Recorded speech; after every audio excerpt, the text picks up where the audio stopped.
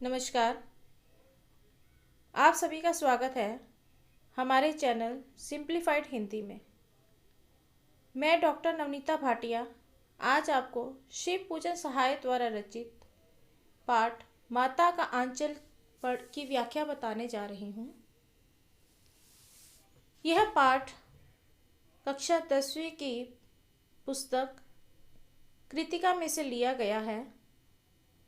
इस पाठ में लेखक ने अपने बचपन तथा माता पिता के स्नेह का वर्णन किया है। इसमें लेखक ने बताया है कि एक बच्चा जो कि अपने पिता के साथ अत्यधिक स्नेह रखता है, परंतु विपदा के समय वह अपने पिता के पास ना जाकर अपनी माता के आंचल में ही छिप जाता है। इसमें लेखक ने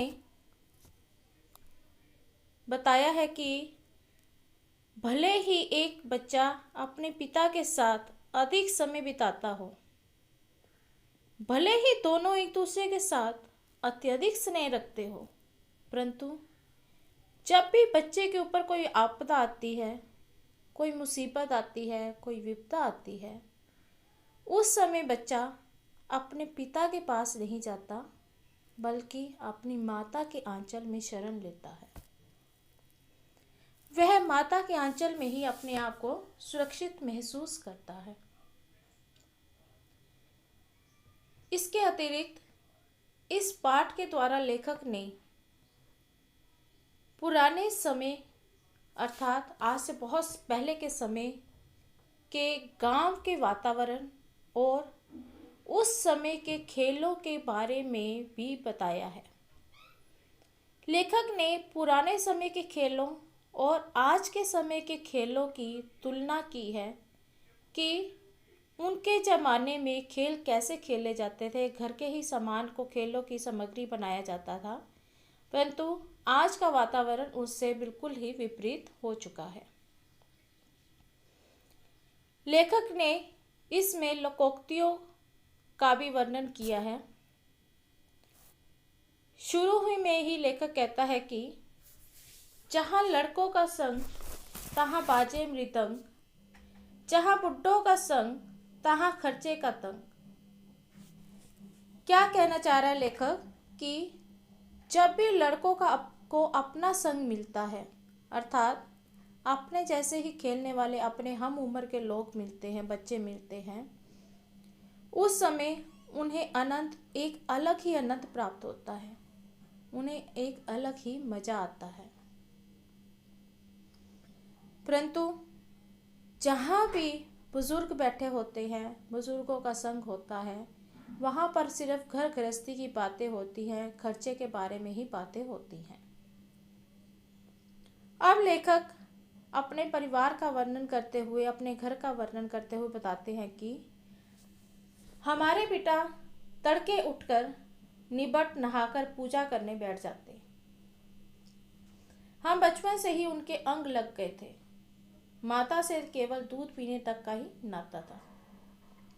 क्या कहते हैं लेखक कि हमारे पिता सुबह उठते, तड़के उठते, यानी कि बहुत जल्दी सुबह उठते, सुबह के कामों से निपटकर नहा धोकर पूजा करने के लिए बैठ जाते। कहता है कि हम शुरू से ही अपने पिता के संग हो लिए थे, यानी कि हमारा प्यार अपने पिता के साथ बहुत ज़्यादा बढ़ गया था। माता के पास तो सिर्फ हम खाने पीने के लिए ही जाते थे। हमारा माता के साथ नाता इतना ही था कि हम खाने पीने के लिए ही उनके पास जाते थे। इसलिए पिता के साथ ही हम भी बाहर ही बैठक में सोया करते। वे अपने साथ ही हमें भी उठाते और साथ ही नहला धुलाकर पूजा पर बिठा लेते। कहते कि हम अपने पिता के साथ, हमारा इतना प्यार था कि हम अपने पिता के साथ ही बैठक में उनके साथ ही सोया करते थे। पहले समय में क्या होता था कि बड़े बड़े मकान होते थे, बाहर बैठकें बनी होती थी। घर के अधिकतर पुरुष जो है वो बैठक में ही सोया करते थे। इसीलिए लेखक ने कहा है कि हम भी अपने पिता के साथ बैठक में ही सोते थे और सुबह जब वो उठते, अर्थात उनके पिता जब भी उठते, तो वो साथ ही लेखक को भी उठाते और उन्हें नहला धुलाकर पूजा में अपने साथ ही बिठाते थे। हम बबूत का तिलक लगा देने के लिए उनको दिक करने लगते। दिक का अर्थ यहाँ पर है जिद करना। कहते हैं लेखक कि हम अपने पिता को अपने माथे पर तिलक लगाने के लिए जिद करते थे। क्यों? क्योंकि उन्हें तिलक लगाना शायद अच्छा लगता था, बहुत उनको अच्छा महसूस होता था। कहते हैं हमारी इस जिद पे पिताजी कुछ हंसते, कुछ झुंझलाते और कुछ डांट कर हमारे चौड़े लीलार में त्रिपुंड कर देते थे। लीलार यानी कि मस्तक। कहते कि कुछ धुंधलाते हुए, कुछ हंसकर और कुछ डांट कर पिताजी हमारे चौड़े मस्तक में त्रिपुंड यानी कि 3 धारियों वाला, 3 आरी धारियों वाले जो होता है तिलक, उसे हमारे माथे पर लगा देते थे। हमारे लीलार में बबूत खूब खुलती थी। कहता है कि हमारे मस्तक पे बबूत का जो टीका लगा होता था वो बहुत खिलता था, बहुत अच्छा लगता था। सिर में लंबी लंबी चटाई थी। कहते कि हमारे सिर में चटाई थी, यानी कि हमारे जो बाल थे वो बहुत लंबे लंबे थे। पहले समय में क्या होता था, पहले समय क्या आज भी यही होता है कि बच्चा जब तक कुछ वर्ष तक का नहीं हो जाता तब तक उसके बाल नहीं काटे जाते। ये एक परंपरा है जो हमारे पुराने समय से चलती आ रही है। कुछ वर्ष का होने के पश्चात ही उसे उसके बाल काटे जाते हैं। तो वो लेखक कहते हैं कि हमारी भी उस समय लंबी चटाई थी और जब हमारे मस्तक में तिलक लगा दिया जाता था बबूत का, तो उस समय हम दिखने में अच्छे खासे बम बोले लगते थे। कहते कि पिताजी हमें प्यार से भोलानाथ कहते थे, परंतु लेखक का असली नाम क्या था? तारकेश्वर नाथ। जहां पिताजी उन्हें भोलानाथ कहते थे, वहीं लेखक भी उनको बाबूजी तथा माता को मैया कहते थे। लेखक कहते हैं कि जब भी बाबूजी रामायण का पाठ करने बैठते तो लेखक भी उनके साथ वहीं पर बैठ जाते थे और वहीं पर बैठे बैठे आईने में अपना मुंह निहार लेते थे।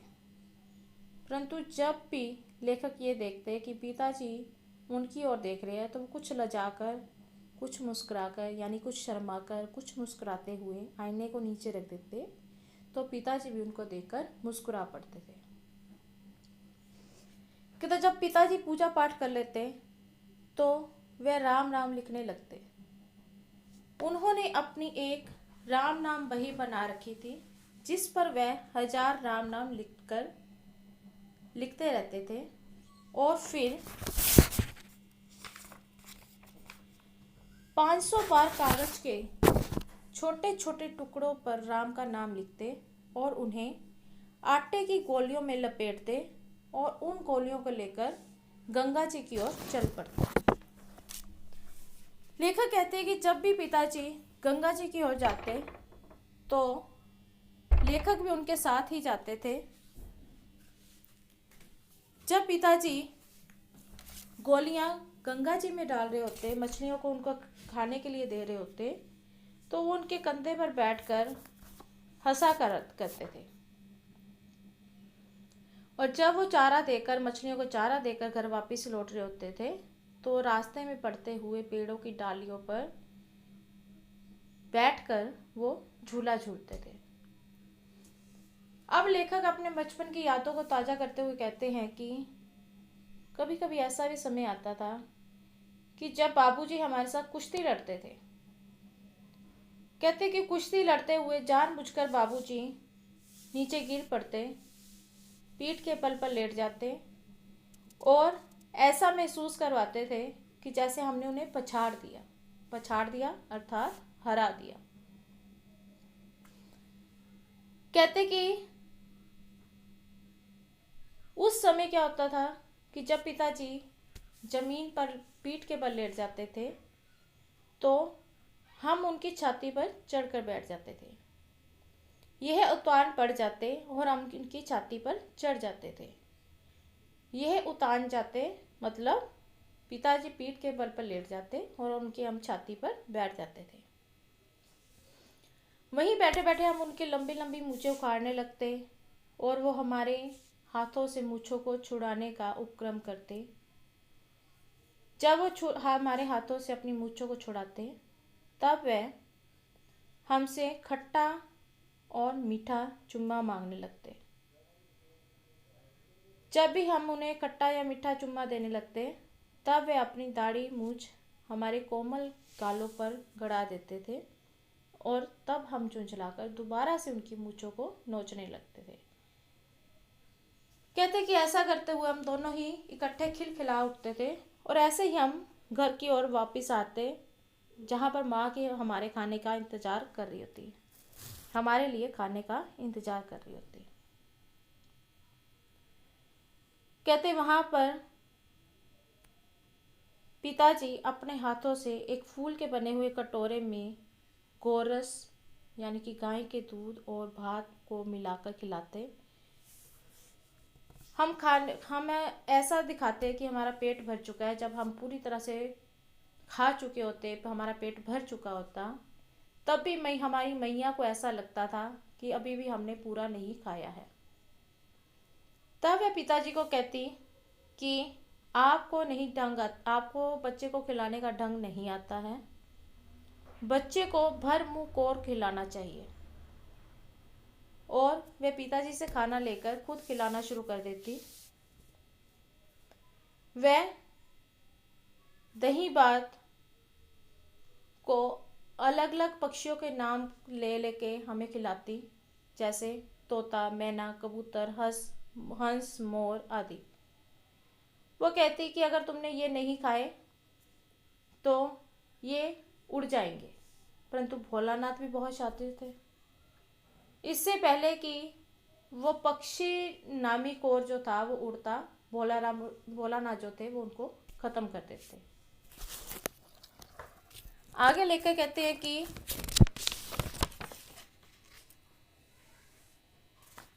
हम पिताजी के कहने पर खेलने के लिए निकल जाते। वहाँ पर हमारे जो साथी संगी थे वहाँ पर हमारा इंतज़ार कर रहे होते थे। कहते हैं कि जब कभी भी मौका मिलता मैया हमें पकड़ लेती और हमारे सिर में सरसों का तेल अच्छी तरह से डाल देती। जब कभी मैया हमें अचानक पकड़ लेती तब हमारे लाख चटपटाने पर भी वह एक चुल्लू कड़वा तेल हमारे सिर में डाल ही देती थी। चुल्लू कड़वा तेल मतलब सरसों का तेल हमारे सिर में डाल देती थी। कहता कि हम रोने लगते, बाबूजी हमें पकड़ने के लिए आते, परंतु माँ जो थी वो हमारे सिर में तेल लेकर ही चैन लेती थी और वो हमारे माथे पर एक काजल की बिंदी लगाती, हमारी चोटी गूंथती और फिर उसमें फूलदार लट्टू बांधकर रंगीन कुर्ता टोपी हमें पहना देती थी। कहता है कि उस समय हमें ऐसा महसूस होता था कि जैसे हम कन्हैया बन गए हों और कन्हैया बनकर हम वहाँ से घर से बाहर निकल कर खेलने के लिए चले जाते। अब यहाँ पर लेखक ने अपने बचपन के खेलों का वर्णन किया है कि किस प्रकार वो घर के ही सामान से अपने खेलने की सामग्री बनाते थे और उसी में पूरी तरह से रम जाते थे। लेखक कहते हैं कि हमारे जो साथी थे उन सब के साथ मिलकर हम खेलना शुरू करते। कहता कि खेल भी ऐसे, तमाशे भी ऐसे वैसे नहीं होते थे, तरह तरह के हम नाटक करते थे। चबूतरे का एक कोना ही नाटक घर बन जाता। कहते हैं हमारे घर में जो चबूतरा था वह उसी का एक कोना हम लेते थे, उसी को ही नाटक घर बना लेते थे। बाबूजी जिस छोटी चौकी पर बैठकर नहाते थे वही रंगमंच बन जाती। कहते कि जिस चौकी पर बैठकर, छोटी सी चौकी होती थी जिस पर बैठकर बाबूजी नहाते थे, कहते उसी को ही हम रंगमंच बना लेते थे।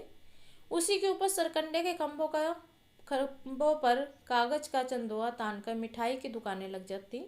सरकंडे के खंभे बन जाते और वहीं पर मिठाइयों की दुकानें लग जाती। उसमें चिलम के खोंचे पर कपड़े के थैलों में डेले के लड्डू, पत्तों की पूरी कचौरियाँ, गीली मिट्टी की जलेबियाँ, फूटे घड़े के टुकड़ों के बताशे आदि मिठाइयाँ सजाई जाती थी। यानी कि उनके आसपास ही जो घर में सामग्री होती थी उसी सामग्री को लेते थे और अपने खेलने का सामान जुटा लेते थे। वो कहते हैं कि जस्ते के छोटे छोटे टुकड़े बनाते थे और उसी को ही पैसे के रूप में इस्तेमाल किया करते थे। कहते खरीदार भी हम ही होते थे और बेचने वाले भी हम ही होते थे। कहते जब ये खेल खेल कर हमारा मन भर जाता तो हम उस दुकान को छोड़ देते, उस दुकान को बढ़ा देते और फिर उसके बाद हम घरौंदा बनाते थे। दुकान को बढ़ाना यानी कि जब भी दुकानदार रात के समय अपनी दुकान से घर जाने की तैयारी करता है तो वो लोग जब दुकान बंद करते हैं तो वो दुकान बंद करना नहीं कहते बल्कि दुकान को बढ़ाना कहते हैं। कहा जाता है कि दुकान बंद करना अशुभ माना जाता है, इसीलिए वो दुकान बंद करना ना कहकर दुकान बढ़ाना कहते हैं। कहते हैं कि जब हम घरौंदा बनाते हैं तो धूल की मेड़ दीवार बनती और तिनकों का छप्पड़, दातुन के खंभे, दातुन जो सुबह करने वाला दातुन होता है, दिया सिलाई की पेटियों के किवाड़, दिया सिलाई यानी कि माचिस के जो ढक्कन होता था, पेटी वो डब्बी होती थी, उसके कहते कि किवाड़ बनाए जाते थे। घड़े के मुहेड़े की चूल्हा चक्की, दिए की कढ़ाई और बाबूजी की पूजा वाली आचमनी कलछी बनती थी। पानी को एक घी के रूप में इस्तेमाल करते थे। धूल के पिसान और बालू की चीनी से हम लोग ज्योनार तैयार करते थे। अब ज्योनार क्या होता है? ज्योनार का यहाँ अर्थ है दावत। कहते हैं इन सब चीज़ों को मिलाकर हम एक दावत तैयार करते थे। दावत जिसे हम लोग अपनी आम भाषा में पार्टी कहते हैं। कहते कि तब बाबूजी भी धीरे से आकर पांत के अंत में जीमने के लिए बैठ जाते यानी कि भोजन करने के लिए बैठ जाते। कहते जहाँ पर सभी लोग बैठे होते थे, सभी बच्चे बैठे होते थे खाने के लिए, वहीं पर बाबूजी भी अंत में उसी पंक्ति में आकर बैठ जाते। कहते जब हम उनको देखते तो वहाँ से हम लोग हंसते हंसते वहाँ से भाग जाते थे। आगे लेकर कहते हैं कि कभी कभी हम लोग बारात का भी जुलूस निकालते थे। एक नई अपनी शरारत के बारे में या अपने नए खेल के बारे में लेखक ने बताया है। क्या कह रहे हैं लेखक कि हम लोग बारात का भी जुलूस निकालते थे। कैसे निकालते थे बारात का जुलूस? अपने ही घर की सामग्री को लेकर। कनस्तर का तंबूरा बजता, ओमले को घिसकर शहनाई बजाई जाती। ओमला क्या होता है? आम का एक पौधा होता है जिसे घिसकर शहनाई बजाई जाती थी। टूटे चूहेदानी की पालकी बनती। हम समधी बनकर बकरे पर चढ़ लेते और चबूतरे के एक कोने से चलकर बारात दूसरे कोने में जाकर दरवाजे लगती थी। कहते कि हमारे में से कोई एक समधी बन जाता था और बकरे पर चढ़ जाता था। चबूतरा जो घर के ऊपर बना होता था उसी में ही एक कोने से चलकर बारात जाती और दूसरे कोने पर आकर रुक जाती थी। वहाँ पर कहते हैं कि आम और केले की टहनियों से सजाए हुए छोटे से आंगन में एक कलसा रखा होता था। वहीं पहुँच जाकर बारात फिर लौट आती थी और लौटते हुए हम उस जहाँ पर वो सब कुछ सजाया होता था वहाँ से हम एक पर्दे के लिए डाले हुए कपड़े को उठाकर लाते थे जिसे कि हम दुल्हनिया को चढ़ा देते थे। कहते कि लौट आने पर जब भी बाबूजी उस दुल्हन का मुख देखने लगते तब हम वहाँ से हंसकर भाग जाते। सच में तो कोई दुल्हनिया थी नहीं। क्या करते थे? घर के सामान को इकट्ठा किया, खुद ही बराती बन गए, खुद ही दूल्हा बन गए, खुद ही उसमें से अपने समधी बन गए और एक बारात का जो सीन था उसे बना दिया।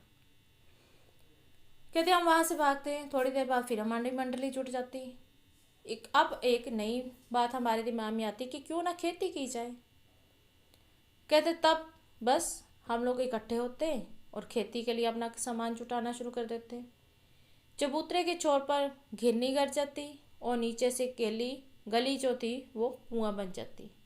कहते नीचे की जो गली होती थी जब हम उसको देखते तो हमें कुएं के समान लगती, तो वो हमारे लिए कुआं बन जाती।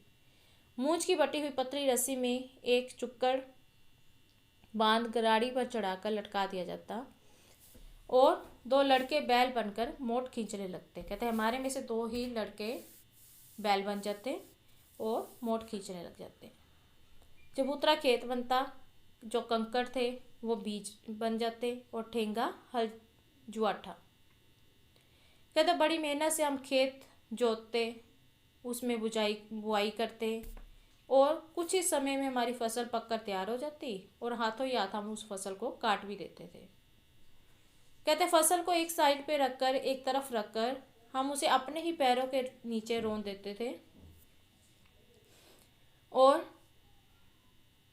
फिर जब पिताजी आकर हमारे से पूछते कि भोलानाथ इस साल की खेती कैसी रही, तब उनकी बातों को सुनकर हम खेत खलिहानों को छोड़कर वहाँ से भाग जाते। कैसे कहते हैं लेखक कि ऐसे ही हमारे खेल होते थे, मौज मस्ती वाले, जिसमें कोई डर नहीं होता था, कोई खौफ नहीं होता था। आराम से हम खेल खेलते थे, एक दूसरे के साथ मौज मस्ती करते थे। कैसे कहते कि ऐसे ऐसे नाटक हम लोग करते थे कि रास्ते में चलने वाले लोग जो होते थे बटोही, वो भी हमें देखकर रुक जाते और हंसने लगते थे। कहते कि ऐसे ही जब भी किसी दूल्हे की जाती हुई पालकी को देखते तब भी हम उसका इसी तरह से मजाक उड़ाते थे।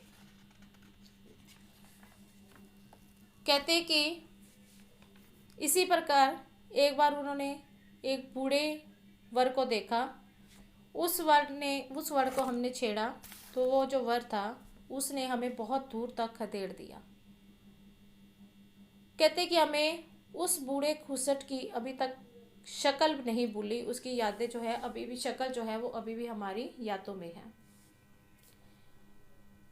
क्या उसके बाद बताते हैं कि आम की फसल में कभी कभी आंधी आती थी। आंधी के कुछ दूर निकल जाने पर हम लोग बाग की ओर दौड़ पड़ते।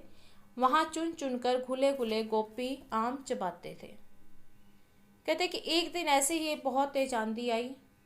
आकाश में काले बादल छल गए, मेघ गरजने लगे, बिजली कौंधने लगी और हवा जो थी बहुत तेज चलने लगी। एकाएक बहुत तेज बारिश शुरू हो गई। बारिश थी कि रुकने का नाम नहीं ले रही थी।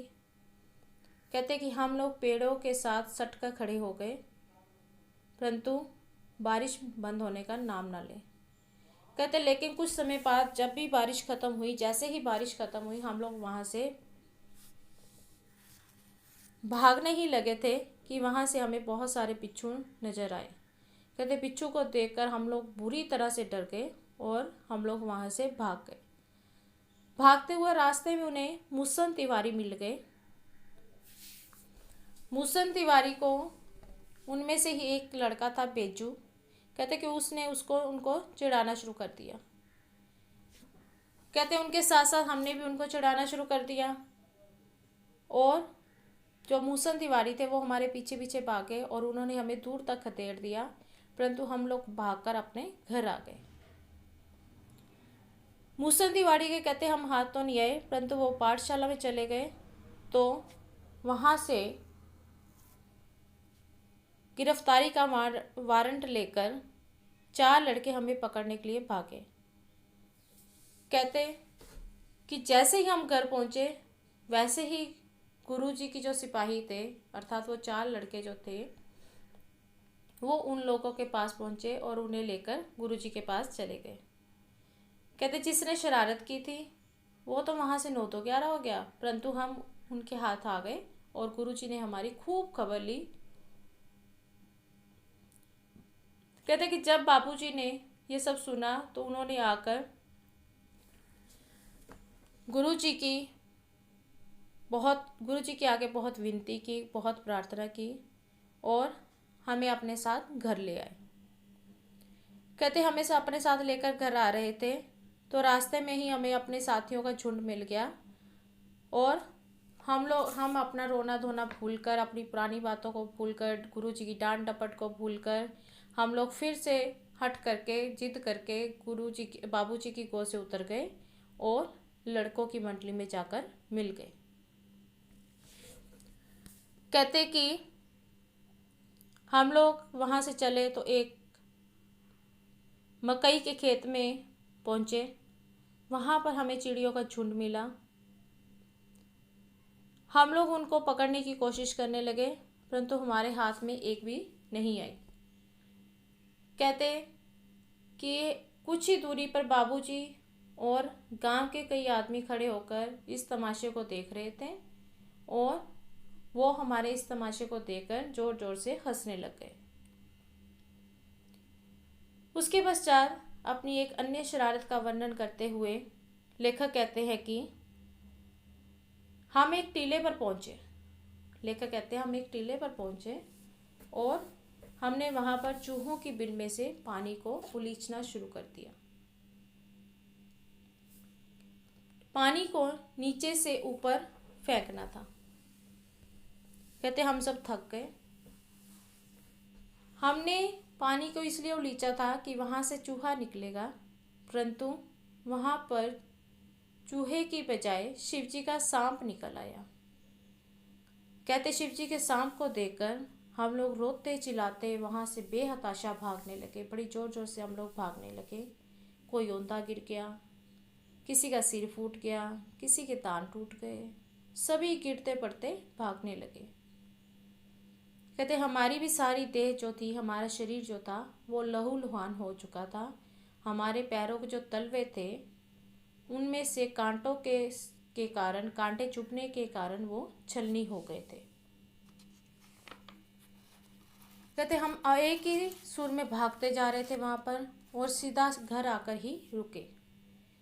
कहते हमारे पिताजी जो थे वो बैठक में और सारे में बैठकर हुक्का गुड़गुड़ा रहे थे। और सारा क्या होता है? बरामदा। मकानों, जो बड़े बड़े मकान होते हैं उन्हें आगे बरामदा बना होता है। तो कहते हैं कि हमारे जो पिताजी थे वो बरामदे में बैठकर हुक्का पी रहे थे। कहते हमारे पिताजी ने हमें बहुत बार पुकारा, परंतु हमने उनकी बात को नहीं सुना। अनसुना करके हम लोग भागते हुए मैया के पास पहुंचे और उनके आंचल में, उनकी गोद में जाकर छिप गए।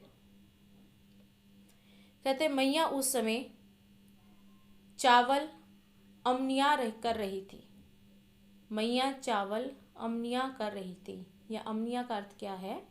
साफ करना। यानी कि उस समय मैया बैठकर चावल साफ कर रही थी। हम वहीं पर उन्हीं के आंचल में जाकर छिप गए। हमें डर से कांपते देखकर वे जोर से रोने लगी और अब जो काम कर रही थी उस काम को उन्होंने छोड़ दिया और हमारे से हमारे भय का कारण पूछने लगी। लेखक कहते हैं कि कभी वो हमें जोर से अपने आंचल में छुपा लेती, कभी वो हमें जोर से दबाती और कभी हमारे अंग जो थे उनको पोंछकर हमें चूमने लग जाती। जल्दी से हल्दी जो थी उसे पीसा गया और हमारे घावों पर लगाया गया। कहते हैं कि हम तो सिर्फ डर के मारे अपनी मैया के आंचल में ही छुपे बैठे थे। पूरा शरीर थर थर कांप रहा था, रोंगटे खड़े हो चुके थे। आंखें खोलना चाहते थे हम, परंतु डर के मारे वो आंखें खुलती ही नहीं थी। कहते हैं कि हमारे कांपते हुए ओंठों को मैया बार बार निहार कर रोती और बड़े लाड़ से हमें गले लगा लेती थी। कहते डर के मारे जो हमारे होंठ थे वो कांप रहे थे और मैया बार बार हमारे होंठों को देखती और फिर उसके बाद बड़े ही लाड़ से, बड़े ही प्यार से हमें अपने गले लगा लेती थी। लेखक क्या कहते हैं कि उसी समय बाबूजी वहाँ पर दौड़े आए। उन्होंने मैया की गोद से हमें अलग करना चाहा, परंतु हमें मैया के आंचल की प्रेम और शांति के चंदोवे की छाया न छोड़ी। कहते हैं कि उस समय हमें मैया का जो आंचल लग रहा था वो हमें एक ऐसी छाया महसूस हो रही थी जिसके नीचे हम सुरक्षित थे। इस प्रकार लेखक ने बताया है कि एक बच्चा अपने माता की गोद में ही अपने आप को सुरक्षित महसूस करता है। लेखक ने इस पाठ में बच्चे का माता पिता के प्रति प्रेम और माता पिता का बच्चे के प्रति वात्सल्य दिखाया है। आशा है आप सबको मेरी ये वीडियो पसंद आएगी। मेरा समझाया हुआ, मेरा एक्सप्लेन किया हुआ पार्ट जो है वो आप लोगों को समझ में आ गया होगा। अगर आपको मेरी ये वीडियो पसंद आए तो इसे लाइक करें, शेयर करें, जितना अधिक आप इसे शेयर कर सकते हैं उतना शेयर करें और इस पर अपने कमेंट दें। इसे सब्सक्राइब करना ना भूलें ताकि मेरी आने वाली जो वीडियो है वो आप पर आसानी से पहुंच सके। धन्यवाद।